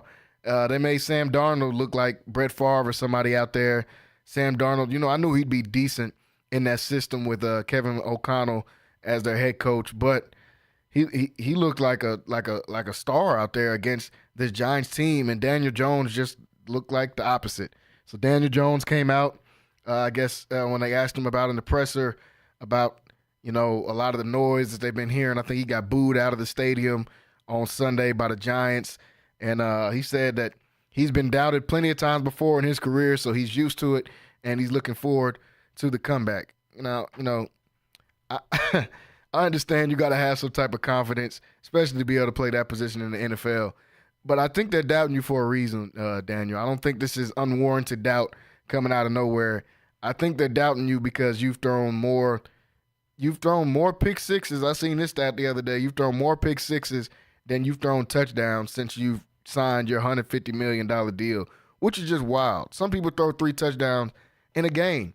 He hasn't thrown 3 touchdowns in 7 or 8 games. And he's thrown 3 pick sixes already so far since he signed his deal. It's hard to watch this Giants team. I'm obviously nowhere near a Giants fan, but I know they have plenty of fans out there, and it is difficult to watch Daniel Jones go out there and run this offense like he's been doing. Even though Brian Daboll's a decent coach, Daniel Jones isn't the guy. I like Malik Neighbors, think he'll be a stud, but you got to draft a quarterback in the top 10, man, when you got a top 10 pick. Wayne, what do you think about this whole Daniel Jones situation that they got going on in New York? Well, they have personnel issues. You get rid of your best player on offense, which is your running back. That can take some pressure off of him. Yeah. And you try to rely on Daniel Jones, which doesn't have the personnel, doesn't have the receivers. You got Malik Neighbors and a new guy, rookie. Mm-hmm. You don't have the line. You just don't have no identity at all on offense. Mm-hmm. You can't run the ball. You don't have a good run game, and you don't have a good passing game. So you have no identity at all. You don't have a decent line, and I don't care what kind of offense coordinator Brian Daboll is, but if you don't have the personnel to run your scheme, you're not going to be successful. And they don't have the personnel. They don't have a quarterback. They don't have the receivers. And I just think it's a roster issue with them because they have no identity whatsoever on offense. So it's going to be a long season for the Giants, who right now does look like the worst team in football. They're the worst team in football. I think you got to say that. I mean, I don't think anybody looked worse than them this past weekend. No, and even Arizona even looked decent this weekend. Yeah, they did. It's going to be a long season, especially in the NFC East, and especially being a team in New York. Yeah. So both teams in New York are 0-1, and that's going to be a problem. That's going to be an issue. The tabloids, the newspapers, the media is eating that up right now. Yeah, that definitely going to be active on them. And I seen Dan Orlovsky on ESPN said nobody had a worse weekend than the GM from the New York Giants, because when you see how bad that they looked, and when you seen how good Saquon looked for the Eagles, I don't think anybody had a worse weekend than their GM did. Yeah, your guy that you got rid of that you didn't want to pay goes to a rival of yours and runs 3 touchdowns. That is bad. That's bad for the New York Giants. The GM, the owner, the head coach, the offense, the whole city of New York. Yeah, it's just bad right now, and definitely I will shout out Dexter Lawrence on their D tackle, on their D line. I think he's probably the best, if not one of the. He's top 3 for sure, and got a close take for being the best. I think he had like a 50% pass win rate on all of his rushes, playing the nose tackle, and he's a big dude, so getting that much pass rush. Right. But I mean, it's time to call your agent and say it's time to get out of New York. He already got his deal. He got his money. Yeah. It's time to go ahead and call your agent and say, hey, it's time for me to move around, because this team, I don't know how they're going to squeak out 4 or 5 wins looking the way they looked against the Vikings team, who's probably not even going to make the playoffs. I don't expect the Vikings to even make the playoffs, and they looked really bad against them. And it had Sam Darnold looking like the number 3 pick in the draft like he was 4 or 5 years ago when he was with the other New York team. So I'm not sure what they got to do there if they got to make some changes. PJ, we talked about him a couple of days ago, but what do you think about what Daniel Jones said and then this whole situation they got going on in New York? I just wish I don't necessarily wish because I'm not a fan of the Giants, but to be honest, he shouldn't have even said anything. Definitely not that. I mean, people already be going hard on him, man. That wasn't anything. I don't think he should have really just said anything. Daniel Jones is possibly one of the worst quarterbacks. He is the worst starting quarterback in the NFL right now. I don't even know. Do you think there's anyone else on any other team that's starting that's worse than him? Man, he's threw more pick sixes than he's thrown touchdowns in 8 games. Nobody's worse than that right now. Yeah, he's terrible. That's terrible. That's a terrible stat. I've never heard a stat like that. Me ever. either. And he's getting paid like an elite quarterback. $150 million. Yeah. That's the problem. You know? Yeah. That's garbage. I really do agree. I feel like it's a personnel issue. They don't really have any identity on offense, and then you let it will never make sense to me as to why y'all didn't want to pay Saquon. That would never make sense to me. I don't get that. They really have just set their organization back, a few years. You're going to be stuck with Daniel Jones. Yeah. Y'all just paid him all the money. You're going to be stuck with him. So you're going to be stuck with being last place in the NFC East for a few years. I don't really see how they can dig themselves out of this hole. I know that there is a possibility because there's always a possibility to get better. But, yeah, they're probably going to be the worst team this year. I think they might only win maybe 3 games. I don't know who those 3 games are going to come from, but yeah, I see them only winning like 3 games, bro. They're going to be lot of they're going to be first pick of the 2025 NFL draft. If they're not first, they're going to be probably 2 or 3. Yeah, no, definitely. I mean, I'm expecting to see Carson Beck, Quinn Ewers, or Shador, one of them in a New York Giants jersey next year, if they know what they're doing. If not, then, I mean, there's nothing else you can even say about them. So we'll see how Daniel Jones does. We'll see how the Giants do. At this point, I know what Daniel Jones is going to do. We'll just see how the Giants do. And the only reason I wouldn't put them as the worst team in the league is because the Carolina Panthers looked absolutely horrible. I'm so disappointed in what they've done with Bryce Young because I don't think it's all Bryce Young's fault. The team, it's just terrible. Go ahead, PJ. They're going to ruin his career. That's what it's looking like. They're going to ruin his career, man. They're going to get that boy hurt. He too little already. He's a small guy. And for him to just be getting hit consistently like that, they're going to ruin his career. Yeah, so they got to – that's the only reason I wouldn't give the Giants the title as the worst team in the league because they just – the Panthers, I mean, you look terrible. I don't expect much out of New Orleans this year. They'll be good, and they had a chance to make the playoffs, but they put up almost a 50-piece on you in week 1. What were you doing in the offseason? That's all I'm wondering. Like, what happened in the offseason where y'all came out and that was the best thing that you thought you could do was a 47-10 loss against a team that didn't make the playoffs last year. So, but that's a whole nother subject for another day in the Carolina Panthers. They got a lot going on. One more of these quick takes before we move on. Jamar Chase, we've been talking about him and how he sat out this last year. They asked him questions about, why didn't he get, I guess, a lot of run, or he got a lot of run, but maybe why the offense didn't look so good, or did the game plan change because of him sitting out, and he kept saying, you got to ask Zach, talking about the head coach, Zach Taylor. And we heard him a few weeks ago talking about how he wanted to be the highest paid receiver in the league, and I got that clip on here. We'll take a listen to what he said real quick. A lot of rumors. Is it true that the reports that you want 1 penny more than Justin Jefferson? If I want to beat Justin, I'm going to beat the out of Justin. Not by a penny more. A lot of rumors. So he's saying he wants to be the highest paid receiver. Like he said, he don't want to beat Justin Jefferson by a penny. He wants to beat him by a lot as far as what he's going to garner in at the receiver position. So when you hear that, you see how this Bengals team looked on Sunday. Joe Burrow, we don't know if he's healthy or not healthy. Saw him reaching down, grabbing at that throwing hand a lot throughout the game. Jamar Chase, 6 catches for 62 yards. He wants to be the highest paid receiver. The question is does he warrant that type of money? Is he the top receiver in the game? We know what he did coming in his rookie year. They went to the Super Bowl. We know what he's capable of, but he's been injured in times, like last year. He missed some games.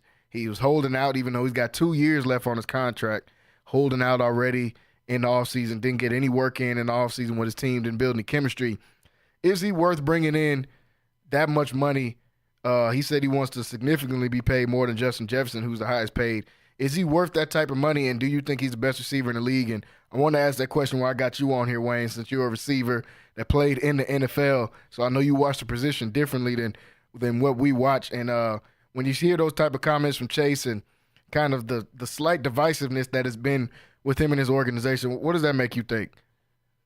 Well, your play dictates your payday. Yeah. Your stats. And his stats are not comparable to CeeDee Lamb. No. You know, if anybody should have asked that, it should have been CeeDee Lamb. Mm-hmm. Now, are you a top 7, 8 receiver in the league? Yes. You know, but you got Devontae Adams. You got some guys. You got Tyreek that produces at a high level. Yeah. You know, you got some guys that are slightly better than you. So, do you deserve in that $34, $35 million range? Probably so. Maybe $33 to $35 million range, but you're not the best receiver in the league. Mm. And he's had some injuries. He hadn't played.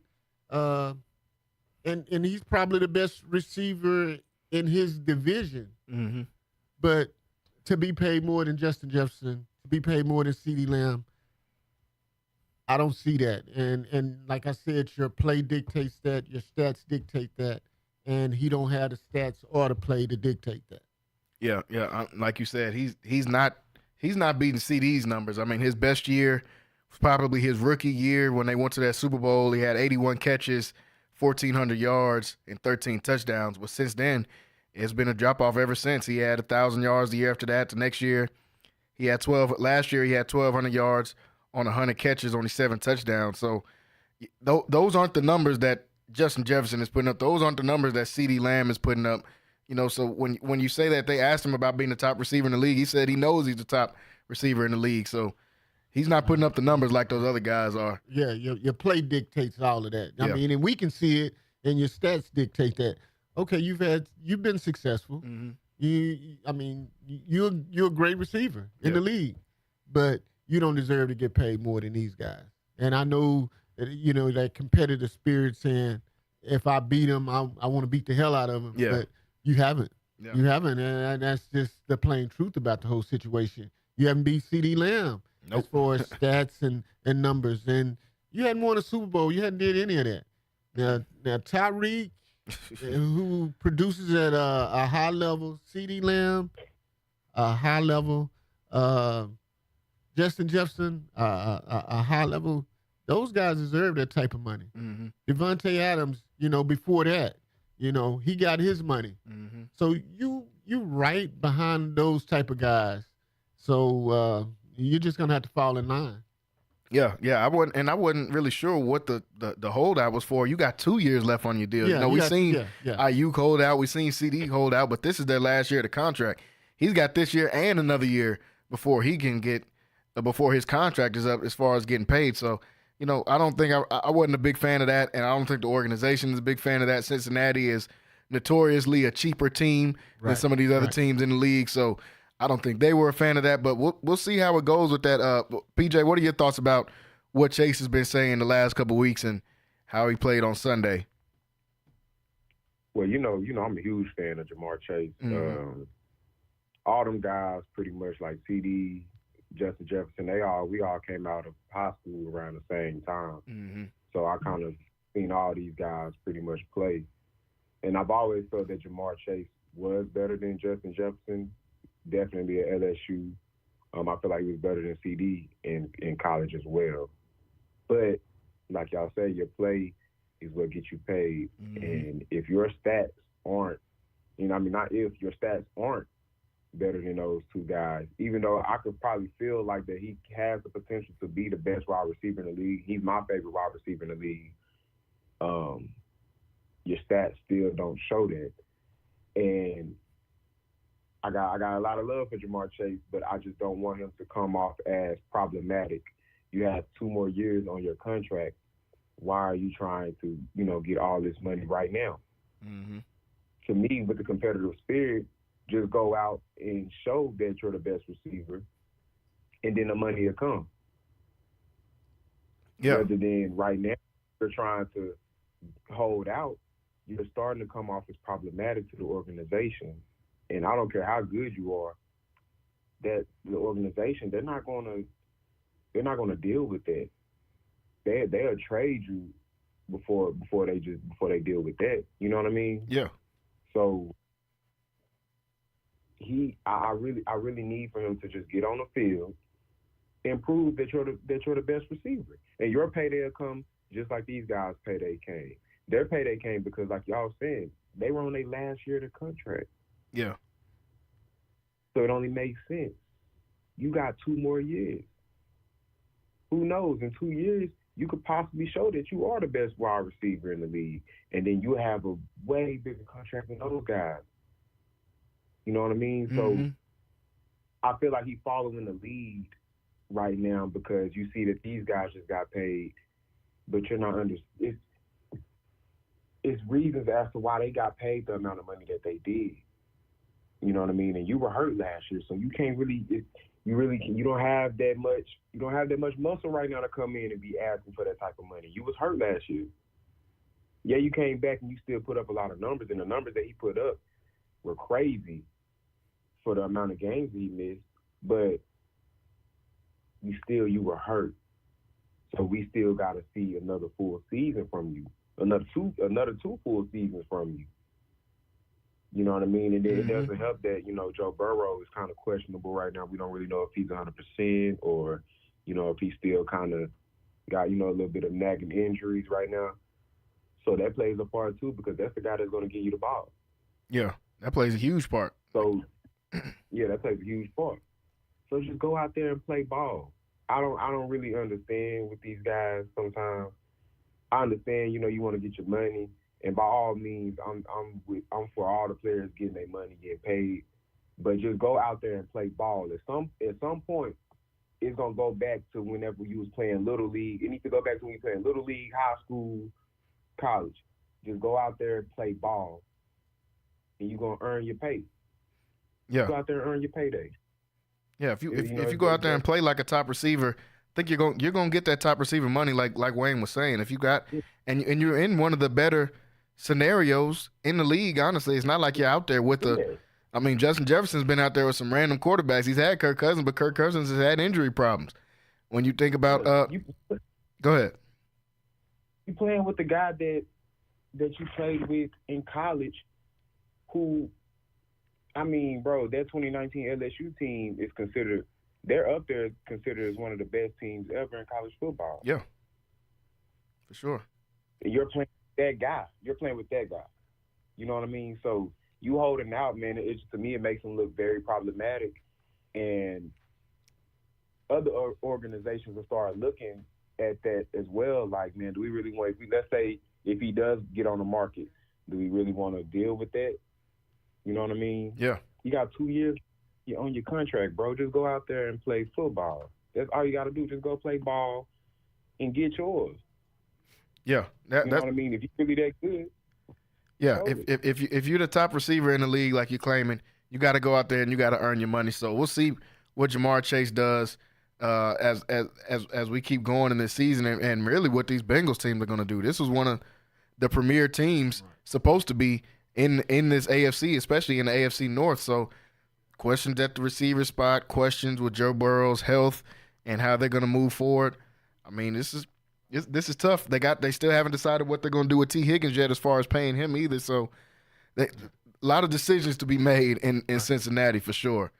So we'll see how they try to address that as we go throughout the season. Folks, want to thank everybody for watching with us so far today, whether that's on Centex Sports TV on YouTube or whether that is on the app Centex Sports One on Google Play or Apple, or CentexSports1.com, or if you're listening with us on Infinity Sports Radio Central Texas. We had a lot of good high school games as we kind of transition out of the NFL a little bit and talk some about these local games that we got to see around the city. A lot of good games right here on the station on Infinity Sports Radio Central Texas and on 94.5 Magic FM. We have the La Vega game there as La Vega dropped a game against a really good team in Salina, a Salina team that was ranked a division ahead of them. And we know what Coach Hyde likes to do. He likes to stack these pre-district schedules.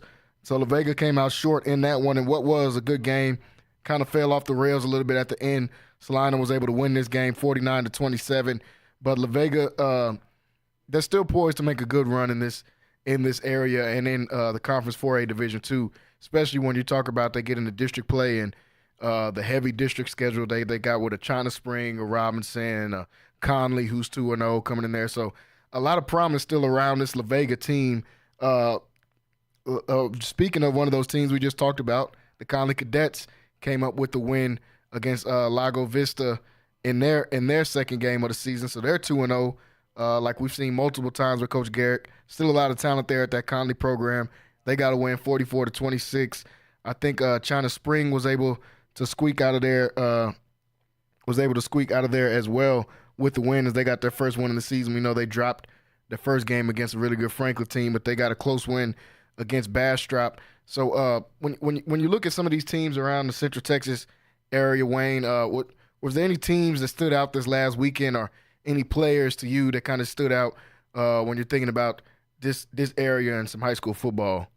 Well, as far as teams, I hadn't really got to spotlight a lot of players yet, and I'm going to get out and go and watch some games. Yeah. But teams midway, 2-0. 2-0. New looking coach. Good in a new district. Yeah. So maybe they can rise back up and be the head of that district. Yeah. Conley, 2-0, good young players. Yeah. To potentially face a La Vega team with one loss when they face each other, and Conley could be undefeated in a district matchup, which would be good. Going the other way, Whitney is a really decent team that's going to be relevant this year. Yeah. So we University as well. So we got some great teams around here in Central Texas that I look forward to getting out and seeing more of as the seasons change and we get more into football and into the season. And I'm looking forward to it. But those teams are the kind of teams that kind of stand out to me. China Springs is going to be okay. Yeah. You know they are. They're always rebuilding. Lorena is another team that's going to always be okay, and it's going to be that's going to have something to say because they're all rivals. And when you play rivals, anything can happen. So on any given day, a Robinson can beat a Conley, or a Conley can beat a La Vega, or La Vega can beat everybody. So we don't know. We'll see what happens. But in that district, I think La Vega is still ahead of the class. Yeah, and they'll be okay. They played up. They played a great team in Salina. That's going to be right there in the end in state playoffs. Yeah. So we'll see. We'll see what happens. Yeah, and that University team, like you were speaking of, we'll touch back on them in a second. I'll get PJ's opinion on some of these other teams, but last week had 200-yard rushers. Ladarius Evans, who looked good in week 1, looked good again this week. Had 11 carries for 111 yards and 3 touchdowns. J.D. Bell also got 10 carries for 100 yards and a touchdown. So they're toting the ball over there in South Waco with the University Trojans. PJ, what are some teams that kind of caught your attention so far through this first couple weeks in Central Texas high school football play? I would say I was gonna say University for sure. I'm a huge fan of what they got going over there in University. Midway though, I'm actually gonna go down to this Friday whenever they play Deandra Rouse. Yeah. I just want to see it in person. I mean, they looking really good, man. I don't really want to go too far and say that, you know, they're like whenever we was in high school at Midway, but they looking pretty good though. They looking pretty good. I actually watched some of the games from this past weekend. Their offense, man, is explosive. They have a really nice run game. Their O-line get a lot of push too. The O-line gets a lot of push, and then the defense, man, they just swarm around the ball. You know what I mean? So I'm really liking what Midway got going on over there. Definitely being in a new district, this is really going to set them up nice. Definitely going into the playoffs. I think they could possibly go undefeated or maybe lose one game at the most.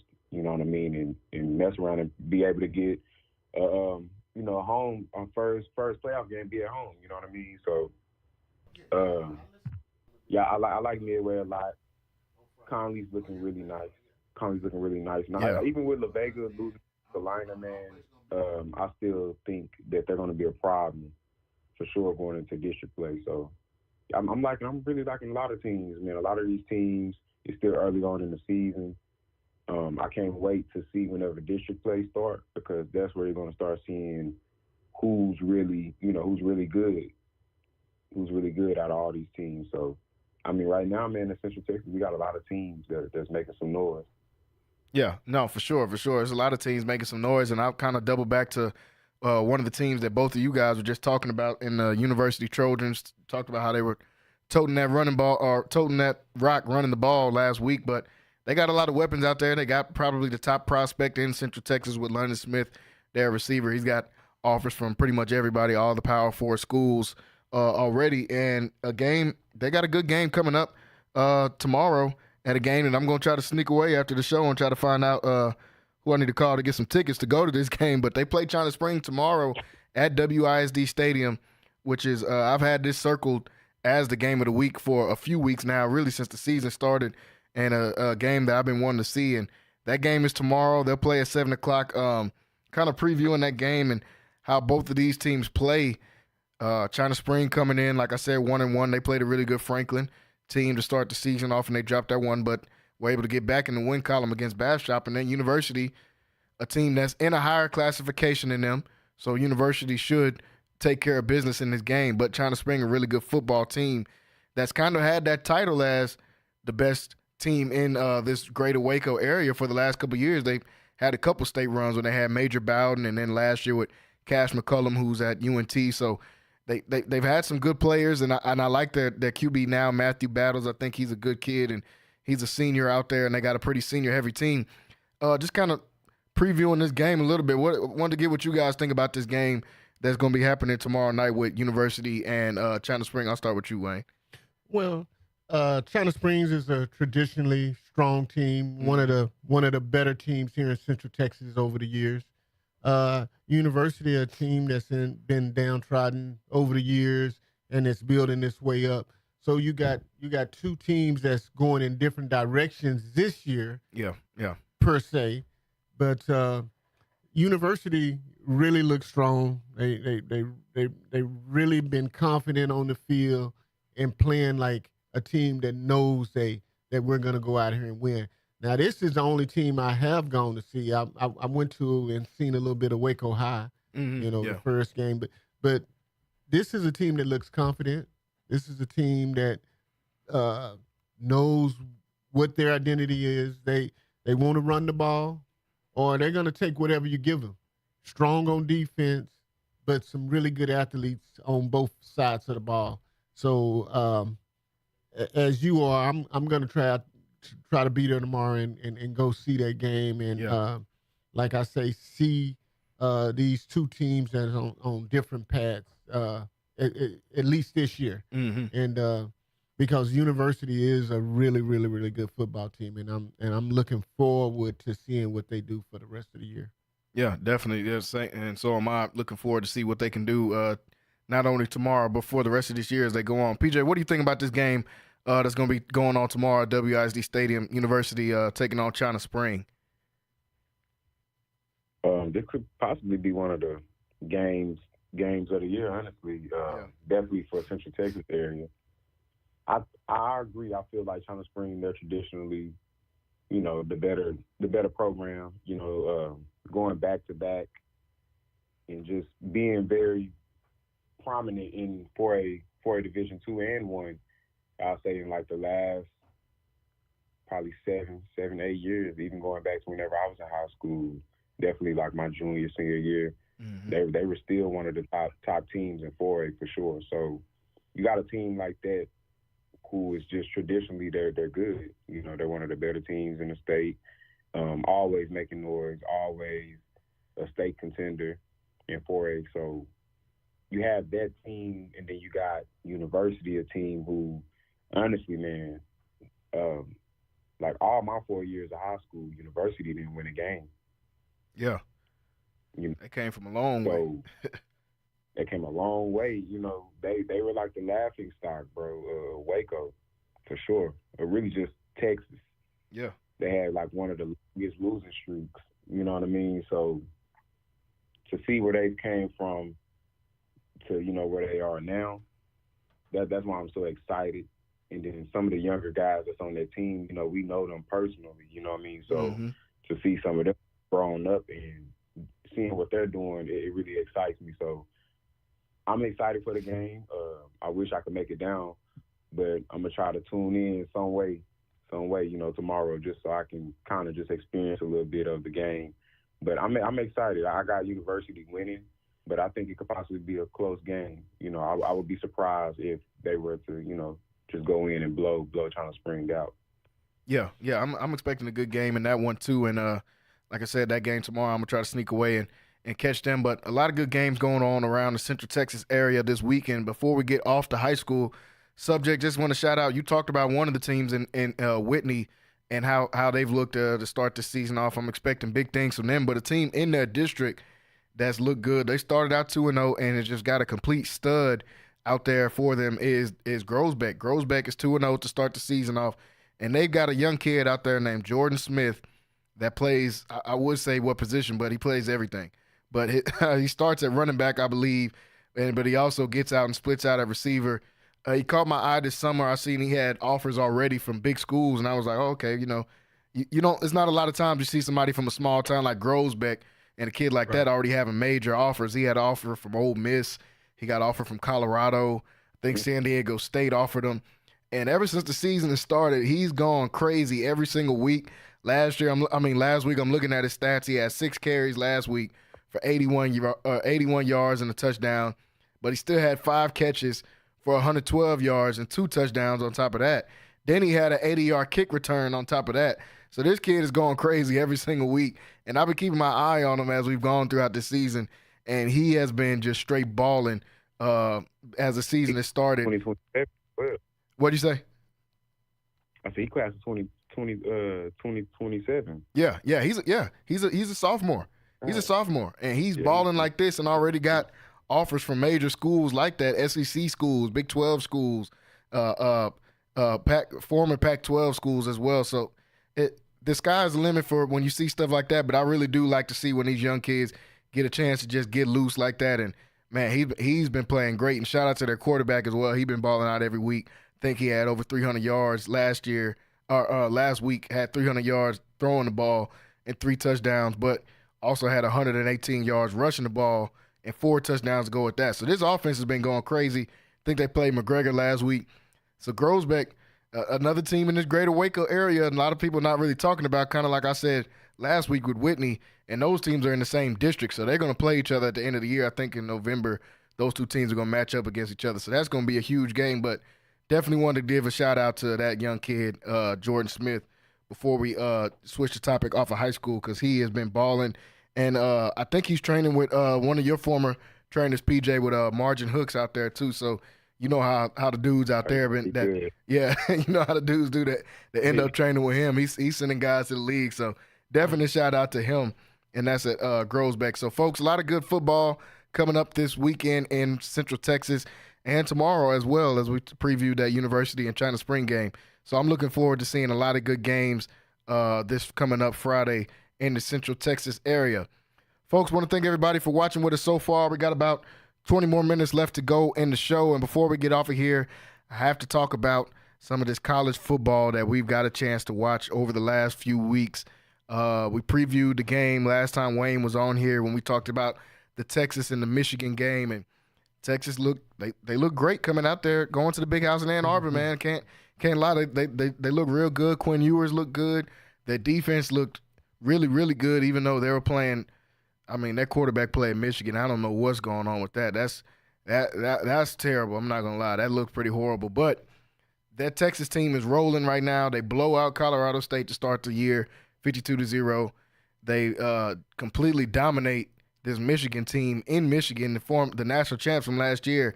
So looking at this team going forward, man, I mean, it's hard not to have them as one of the top dogs in the nation and in the SEC. I mean, they got a chance to do some big things down there at UT this coming up year. And we talked about this Texas team matching up against them, but not only matching up against Michigan, but just how they'll look going forward and throughout the season. As we know, they've got big games in the SEC. The SEC right now is loaded. The AP top 25 came out, I think, yesterday. And there is 8 teams in the SEC, 9 teams in the SEC that are ranked in the top 25. So the SEC right now is super loaded. And this Texas Longhorns team is – what'd you say? 7 of them in the top 10. Yeah, 7 of them in the top. Like, that's crazy. That's ridiculous. That's crazy for one football conference. I mean, just absolutely dominating. And Wayne, I wanted to get what you thought about that game on last Saturday against Michigan, and then just about this UT team and what they can accomplish this year. Well, totally dominance. You know, they look good offensively, defensively. And they went into somebody else's home and did all of this. Yeah. So it's some special things going on in Texas at the University of Texas. They recruited for this. They've been getting ready for this for the last couple of years because they knew they were going to make this jump to the SEC. And they overtook Ohio State's in the poll. And man, they look good. And I can see a SEC championship game between Georgia and the University of Texas. The two of the best 3 teams in the country right now to me. Yeah, and Georgia, they play that team on October 19th, so that is going to be a huge game, and it's at Austin.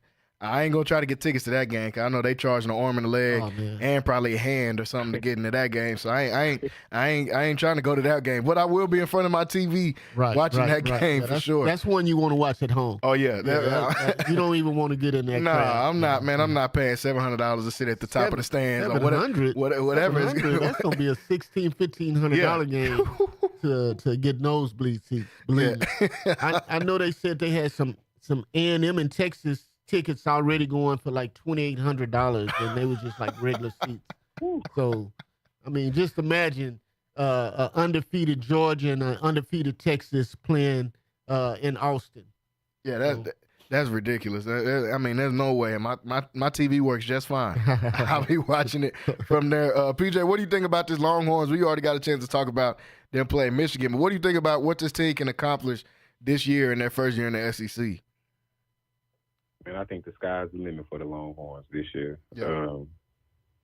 I've been telling people, man, you know, this my team right here, so I'm really excited.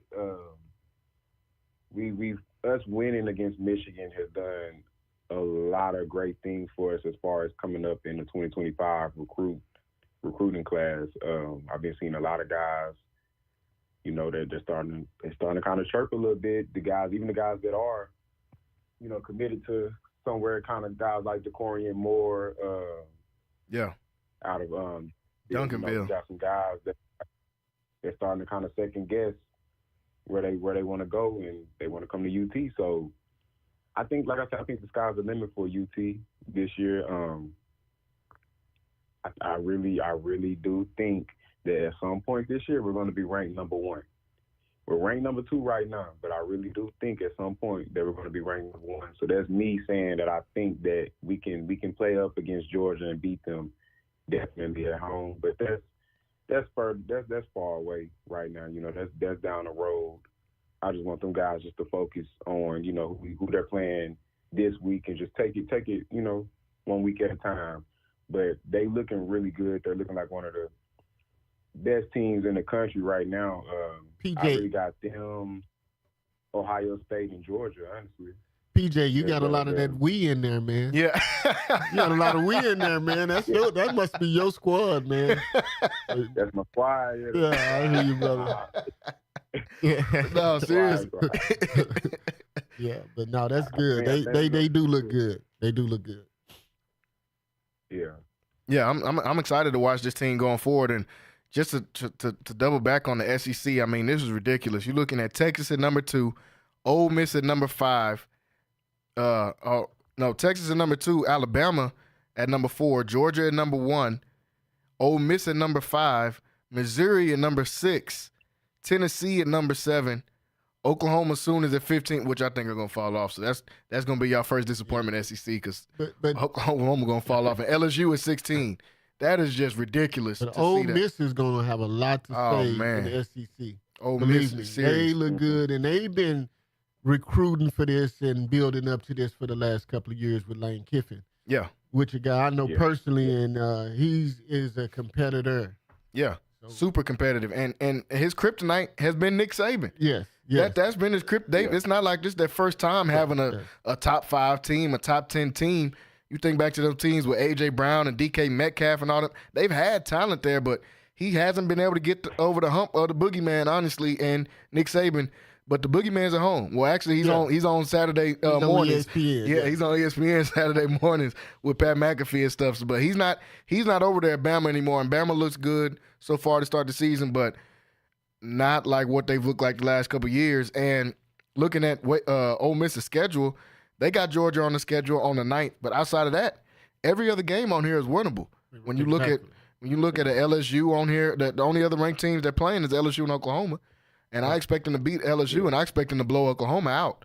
So I think they got a chance of being undefeated in that SEC championship, especially with there not being divisions anymore in the SEC, like how it's been with the SEC West and the SEC East. Now they're just playing everybody together.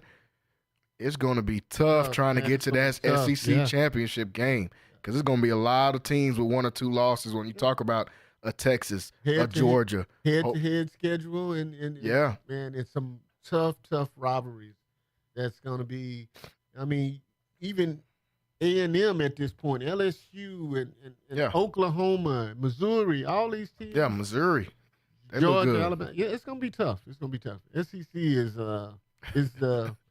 the minor league NFL. Yeah. Right That's what it looks like. This looks like the G League for the NFL or something right now when you're looking at how good these teams look. And the SEC, like we said, a lot of powerhouses in there. That Missouri team, I think, can make a lot of noise if they could come out with because they got a chance to have potentially 1 loss. Say if they lose to Alabama, that might be the only loss, because they're probably going to beat up on the Arkansas and the South Carolina and Mississippi State teams like that. So it's going to be, I don't want to be the committee that's got to decide who goes to the SEC championship, because they got a hard job this year. It'll be a little easier on the playoff committee because it's 12 teams now. So it'll be slightly easier on them. But just to get to that SEC championship, man, that's going to be a tough road. So I'm excited to watch this SEC, and definitely excited to watch Texas as we go throughout them. And I want to talk about the other team here down I-35 that didn't have so hard of a start last weekend, and that was the Baylor Bears as they took on Utah, and what was really just a disappointing game, honestly. I knew Utah had an advantage over them, and obviously the better team coming into this game. But, I wanted to see how Baylor could match up against them and see if this has just been talk from this Baylor coaching staff, or has really been some changes around there. And it didn't look too good at all on Saturday. It didn't look good at all on Saturday. They knocked Cam Rising out of the game, so the game ended up being close. And Zach Wilson's little brother got in the game at quarterback, Isaac Wilson, because they knocked. But before he got out, there wasn't anything they could do with Utah. It was 17-0 in the first quarter. Right. They blocked a punt. They blocked a kick and took that back to the house for a touchdown. Baylor's offense just never got going really at any point. They had some success in that third quarter, but then Utah's defense started clamping up on them again, and they just weren't able to get anything going. And I'm looking for I'm looking for an identity right now from this Baylor team. You got DeQuan Finn in there. I know he just got in the program, but he did not look good on Saturday against this Utah defense.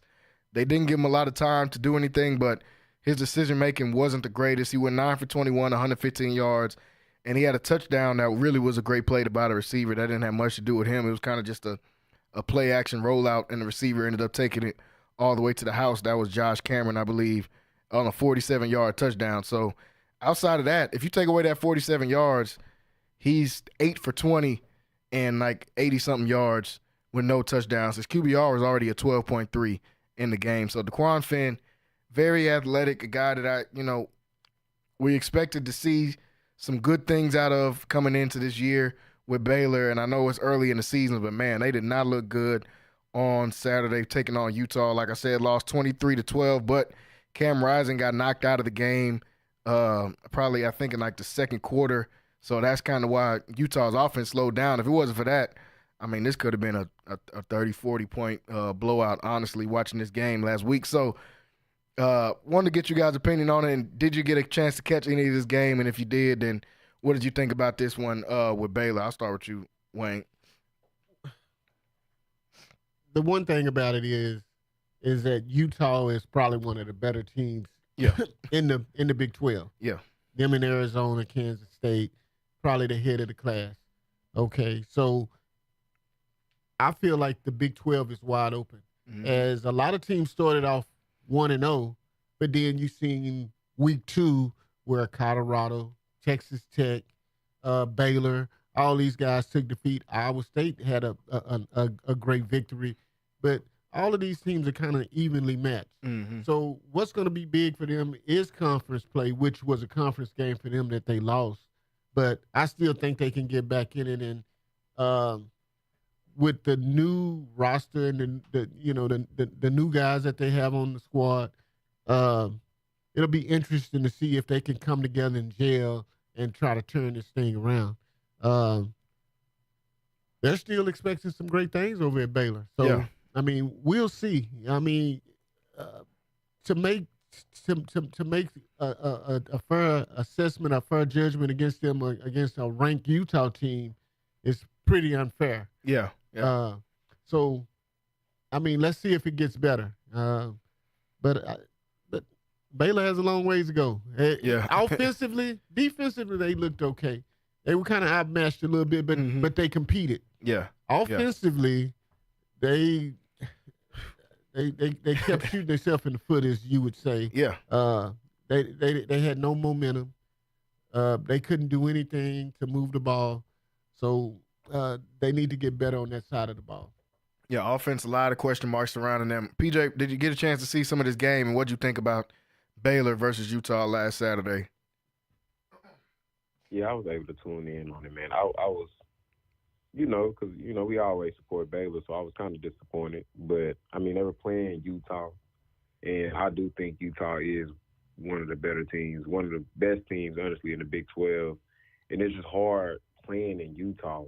It's real hard playing in Utah, definitely. So I just wanted Baylor to play better. It really wasn't that they lost. Like, I was mad that they lost the game, because I still feel that next year this Baylor squad is going to be better.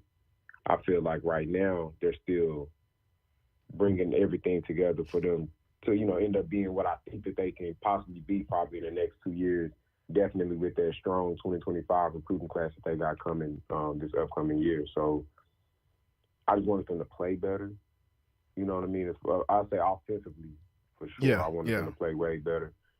Like I said, I still think they're going to be good this season.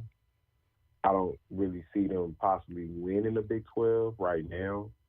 Not this season, but they can still make some noise. And they can still beat certain teams in the Big 12, upset some teams in the Big 12 that I don't think are going to really face up as far as like match up well against them. You know what I mean? So they still good. They just got to get a lot better quickly. Offensively, they got to get better quickly. Yeah, they got to make some changes on the offense, not personnel wise, but scheme wise. They got to figure out what their identity is, and they've got Air Force coming up this Saturday. So we'll see how they fare against the Air Force team, and then after that they got the last team I want to talk about real quick before we get out of here. Got a couple minutes left. They got Colorado on the 21st, and we said before the season started that Week 4 game is going to mean a lot for both of these teams as far as where their season is going to go. And after 2 weeks, that Week 4 game is going to mean a lot for both of these teams. I expect Colorado and for Baylor to win this weekend. Baylor's got Air Force this weekend. Colorado's got Colorado State this weekend. So I expect both teams to win this weekend. And coming into Week 4, that's going to determine who potentially has a winning record. Somebody could be 3-1 coming out of that game, which looks a whole lot different than 2-2 or potentially 1-3 coming into that game. So that game is going to mean a lot. We saw Colorado, just have a disappointing performance last week against Nebraska. Wayne, before we get off, I wanted to ask you, because we didn't get a chance to have you on before to talk about that game. What are some of the things this Colorado team is going to have to do to be able to get some success out of their – they got, highly touted players like Shador and like Travis, but it's a team game, like we've heard you say on this show before. You need 11 guys on both sides of the ball. So what are some of the changes that they're going to have to make down there in Colorado to have some success these next couple weeks? Well, look like with Colorado, look like they regressed to last year. Yeah. The same problems that they were flanked by last year, or they're being flanked by this year, which is their interior line. They can't protect and they can't rush the passer. So, going down to Nebraska and playing Matt Rule, everywhere Matt Rule has gone, he's turned programs around. As you can see, he came to Baylor and did the same thing. Ruckus, he did the same thing. So he's that guy, and his teams are going to be physical. So when you're going up against a Matt Rule team, you have to have some type of physicality. Colorado problems are not their skill positions; it's their interior. They can't block. Yeah. And if you expect to drop back and throw the ball 50, 60 times a ball game, you have to know how to protect because you're depending on your quarterback and your receivers. But if you don't have the time to do that, then you're not going to be successful, and he's not going to be successful. So Colorado is going to have to get much better as far as protecting the passer and as far as knowing how to stop the run. Because, North Dakota State is a good team for their division. Yeah. But now you're on the same level in the same playing field when you start playing against Nebraska, guys that can go out and get 4- and 5-star recruits. Yeah. So now you're playing against the same type of talent. So I'm interested to see what they do this week against Colorado State, because Colorado State was a team that almost beat them. It came down to the last few minutes, and as we know, Texas dominated Colorado State 52-0. So this will be a really good measuring stick for Colorado compared to what Texas did, and see how far off they are. Because Colorado State probably should have beat Colorado last year. Yeah, yeah. So, and they played that game in Boulder. I think this year they're playing at Colorado State. Yeah. Yep. So this is an in-state rivalry. Yep. That's going to get a lot of attention, and I think I'm wanting to see this game this weekend. Yeah, I'm ready to see what are they going to do. And all their problems are exactly what you said. They're the exact same problems for last year. PJ, I'll let you get the last word on here before we close out about this Colorado team and their matchup this weekend. Yeah, I agree, man. The line has to do a lot better. It's disappointing to see that there's the same problem from last year is still here right now, because I thought that they were making changes, throughout the offseason for the line to be better. And to me, I also think it's the offensive coordinator, man, he has to scheme a lot better. They're running a lot of 10 personnel. You don't really see them involving tight ends at all. They don't even attempt to try to run a different run play, probably besides zone out of the gun. I mean, they hardly use motion or jet sweeps, counters, traps. You know what I mean? I'm at this point, I'm like, man, just go under the center. Yeah, something. You know, we can do something, man. Like, we got to do something because it's the defense just know that you're not going to run the ball. They don't even respect it. Yeah. So they just pinning their ears back. They just sending guys. You know what I mean? Because you're coming out in 10 personnel. When you put the tight end out there, though, it kind of – you can create mismatches. You know what I mean? Mm-hmm. You can kind of create mismatches out there. So they are going to have to do something as far as scheme-wise because right now the defense is dictating what they do. Whenever it should be the other way around. You should dictate what the defense does. Yeah. The defense is supposed to go off of you. And Yeah. right now, you're not seeing that. The defense has zero respect for the running game, and they're just pinning their ears back, and they're sending guys.